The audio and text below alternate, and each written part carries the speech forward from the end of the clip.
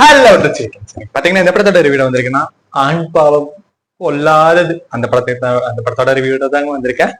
இந்த படத்துல யார் நடிச்சிருக்காங்கன்னு பாத்தீங்கன்னா நம்ம ரியோ சார் நடிச்சிருக்காரு. அப்புறம் பாத்தீங்கன்னா மாளவிகா மனோஜ் மேடம் இந்த படத்துல. அப்புறம் பாத்தீங்கன்னா விக்னேஷ்காந்த் சார், அவங்க பிளாக் ஷீப் டீம் சார்பா, அப்புறம் ஜின்சன் திவாகர் சார் இவங்கெல்லாம் வந்து கேஸ்டிங்கா இருக்காங்க.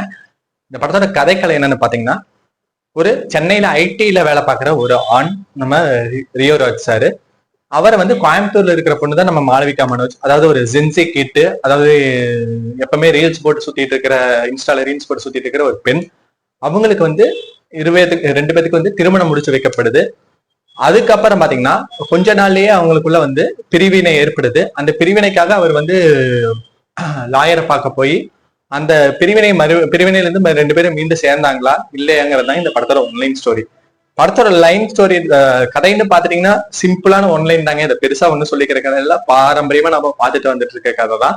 ஆனா இதுல பிரசன்டேஷன், அதாவது திரைக்கதையில இவங்க பண்ண விதம் தாங்க உண்மையாவது வந்து மேஜிக்னே சொல்லுவாங்க. அதாவது ஃபர்ஸ்ட் ஹாப்ல எல்லாம் பாத்தீங்கன்னா அவர் ஒரு 4 சம்பவம் சொல்லுவாரு ரியோராஜ் சார். அதாவது வந்து தலைவர் எங்க உழுவாருன்னு தெரியுங்களா?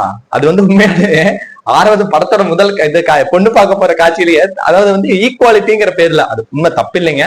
அதாவது இவர் வந்து பொண்ணு வந்து கீழே வந்து உட்காரும், தலைவர் டக்குன்னு வந்து சோஃபால உட்காந்துருப்பாரு, டக்குன்னு வந்து கீழே உட்காந்து அவங்க கீழே உட்காந்துருக்காங்க, நானும் கீழே உட்காரணும்ல அப்படின்னு அவரு கீழே உட்காந்துருவாரு. அங்கதாங்க தலைவர் கீழே விழுக ஆரம்பிக்கிறாரு. அதுல இருந்து பாத்தீங்கன்னா அப்புறம் கீழே விழுந்துட்டே தான் இருக்கணும். அந்த மாதிரி தாங்க அவரு வந்து பெண்ணுக்கும் ஆணுக்கும் சமம் தான் சொல்லிட்டு அவரும் இது பண்றாரு.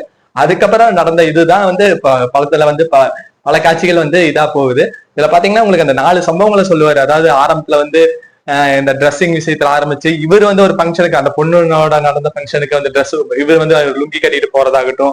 அப்புறம் முதல் பிரச்சனையே பாத்தீங்கன்னா தாலியை கழட்டி வச்சுட்டு, அதாவது இந்த கால ஜென்சி பெண்கள் வந்து எப்படி நடந்துக்கிறாங்க, அது வந்து எல்லாத்தையும் நம்ம தவறா சொல்ல முடியாது, சில அதை நடக்கிறத சொல்றாங்க, இதையும் பார்த்து நடந்துக்கிறாங்க.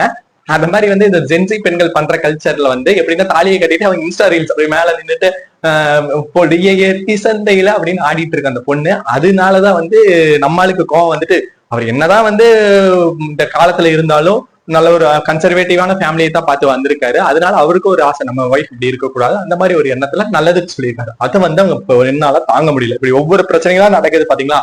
அது ஒரு 4 சம்பவம் சொல்லுவாரு. அந்த 4 சம்பவத்திலையும் போய் பெரிய சம்பவமா முடிஞ்சது. அந்த காட்சிகள்லாம் உண்மையாலும் படத்துக்கு வந்து பெரிய பக்கபலம்னே சொல்லணும். அவ்வளவு அழகான பிரசன்டேஷன், உண்மையாலும் சூப்பர். ஃபர்ஸ்ட் ஹாஃப் எல்லாம் வந்து விக்னேஷ்காந்த் சார் வரதாகட்டும், அவங்களுக்குள்ளேயே ஒரு போர்ஷன்ஸ் இருக்கு. விக்னேஷ்காந்த் சாருக்கும் ஷீலா மேம் அவங்களுக்கு ஒரு லவ் ஸ்டோரி போர்ஷன் மாதிரி, இது ஒரு மேரேஜ் ஆன பிறகு ஒரு போர்ஷன்ஸ் எல்லாம் இருக்கும், அதெல்லாம் காமிப்பாங்க. அதுவும் சூப்பரா இருக்கும். மெயினா பாத்தீங்கன்னா ஜின்சன் திவாகர் சார் கொடுக்குற கவுண்டர்லாம் படத்தோட பக்க பலம்னு, அவர் பேசுறதே ஒரு தோணிதாங்க. அதுல ஒரு காட்சி கூட வருங்க, இவரை ஃபாலோ பண்றதுக்காக. அதாவது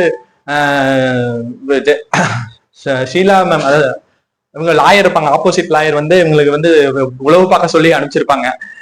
இவருக்கு தெரிஞ்சது ஜென்ரல் திவாகர் சாருக்கு, இவன் நம்மளை ஃபாலோ பண்ணிட்டு வராது சொல்லி சொல்லி கவுண்டர் அடிக்கிறதெல்லாம் படத்துக்கு உண்மையாலுமே வந்து பார்க்க எல்லா ஆடியன்ஸுக்கும் திருப்தி தரணும்னு தான் சொல்லுவாங்க. தியேட்டர்லயே நல்ல கிளாப்ஸ் விழுந்தது எல்லாத்துக்கிட்டையும். இந்த மாதிரி வந்து அவர் ஃபுல்லா கொடுக்குற கவுண்டர் ஆகட்டும்.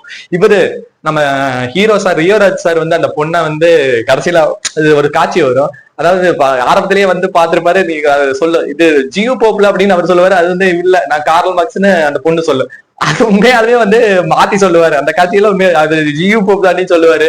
அப்புறம் காந்தி அம்பேத்கர் பிறந்த இடம் போர்பந்தர்பாங்க அந்த பொண்ணு, அது அம்பேத்கர் பிறந்த இடம் காந்தி பிறந்ததான் போர்பந்தர். இப்படி நீ எல்லாம் பேசிட்டு எதை பத்தி தெரியாம ஒரு அரகுற மக்கா இருக்கிறியே அப்படின்னு வந்து தப்பா சொல்றாங்க. அதாவது பொண்ணு அப்படி சொல்ல வரலைங்க, அது யதார்த்தமா வந்து அது ஒரு அரைகுறையா தெரிஞ்சு வச்சிருக்குது. அதை வந்து நான் தான் பெரிய ஆளுன்னு சொன்னனால இவர் ஒரு எது எக்ஸ்பிளைனுக்காக சொல்லுவாரு. இந்த மாதிரி படம் முழுக்க வந்து நல்ல நல்ல காட்சிகள் தான். அதாவது பெண்ணை இழிவா கிடையாது, இந்த மாதிரி இருக்கிறாங்க, அதுக்கு வந்து இவங்க இதா பண்றாங்க. கடைசியில பாத்தீங்கன்னா எல்லாத்துக்குள்ளயும் ஒரு ஈக்குவாலிட்டி வேணுங்க. அதாவது எப்படின்னா அதுல ஒரு கடைசியில ஒண்ணு சொல்லுவாங்க, அதாவது 50-50 சொல்லி போறது வாழ்க்கை இல்லைங்க.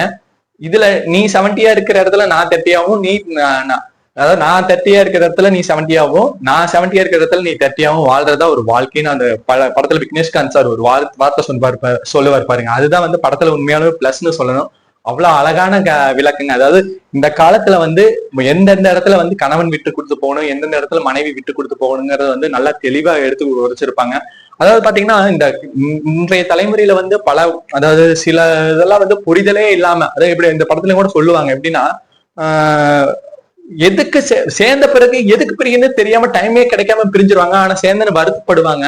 பிரிஞ்சுட்டுமே வருத்தப்படுவாங்க. அந்த மாதிரி தாங்க இந்த உலகத்துல நடந்துட்டு இருக்குது. இன்னைக்கு வந்து திருமண பந்தங்கள்லாம் பலம் நிச்சயிக்கப்பட்டு கல்யாணத்துக்கு அப்புறம் வந்து ஒரு 6 மாசம் 3 மாசம் 1 வருஷம் இப்படிக்குள்ளேயே வந்து பிரிஞ்சு போயிடறாங்க. அதாவது எதுக்கு பிரிஞ்சுன்னு தெரியாம கூட வாழ்ந்துட்டு இருக்கிறவங்க இன்னைக்கு எத்தனையோ பேர். அதைத்தான் இந்த படத்துல வந்து அழகா, அதாவது சரியான பிரசன்டேஷன். அதாவது இதுலயே வந்து பெண்ணையும் பேசியிருக்காங்க. ஆனா அதுல இன்னொன்னு சொல்லணுங்க, சொல்ல மாதிரிட்டேன். ஒரு ஃபெமினிஸ்ட் அம்மா அந்த மாதிரி ஃபெமினிஸ்ட் ஆனா போய் வீட்டுல போவாங்க. வீட்டுக்கு போயிட்டு அவங்க வீட்டுக்கு போய் இவங்க 2 பேர், அந்த பொண்ணும் அவங்களோட லாயரும் பார்க்க போவாங்க.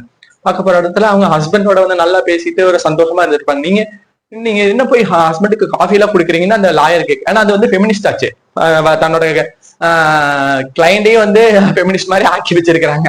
அப்படி இருக்கிறப்ப கேட்கறப்ப நம்ம ஒரு விளக்கம் சொல்லுவாருங்க. உண்மையால ரொம்ப ரொம்ப அருமையான காட்சி. அதை வந்து சொல்ற விளக்கமே, அவர் எனக்கு பிடிச்சது நல்லா பாத்துக்கிறாரு, அவர்கிட்ட நான் வந்து அன்பா தான் நடந்து என்னன்னா வேலை, உனக்கு என்ன காஃபி கொடுக்கணும், அதுக்கு என்ன உனக்கு என்ன வேலைக்காரனா, அந்த மாதிரி எல்லா விஷயத்திலும் வந்து அனுசரிச்சு போறா. அதே மாதிரி என்னதான் வந்து இந்த காலத்துல வந்து நீங்க தாலி கீழி சென்டிமெண்ட் பொட்டு இதெல்லாம் வந்து வேணாம் அப்படின்னு சொன்னதா இருந்தாலும், நம்ம முறைப்படி பாத்தீங்கன்னா நம்ம இதைத்தான் வந்து முதல் முறையா வந்து மதிச்சுதான் நம்ம வந்து ஒரு இதா இருந்த கல்ச்சர்ல ஏத்திருக்கோம். அதாவது தாலிங்கிறது ஒரு சம்பிரதாயம், அதே மாதிரி வந்து பொட்டுங்கிறது ஒரு சம்பிரதாயம். நீ பெண்ணா இப்படி இருக்கணும், ஆண்னா இப்படி இருக்கணும்.